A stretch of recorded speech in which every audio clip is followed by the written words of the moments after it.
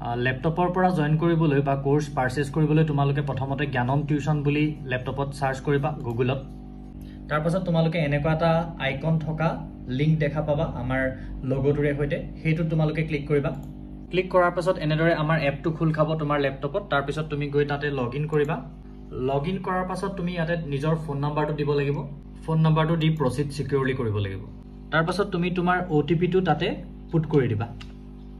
তাৰ পাছত বিভিন্ন কোৰ্স বিলাক ওলাব কোৰ্স বিলাকৰ ভিতৰত তুমি যেটো কোৰ্স বাই কৰিবলৈ বিচাৰিছা কোৰ্সটো সিলেক্ট কৰিবা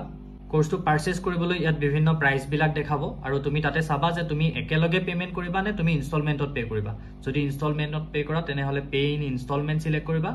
নহলে তুমি একেলগে পেমেন্ট কৰিব লাগিব আৰু পেমেন্ট কৰিবলৈ লওঁতে ইয়াত দেখিবা যে প্ৰাইসটো অলপ বেছি দেখুৱা আছে কাৰণ ইয়াতে এটা ট্যাক্স এড হৈ আছে তোমালোকে ট্যাক্সটো ফ্ৰী কৰিবলৈ আমি এটা কুপন দি ৰাখিছো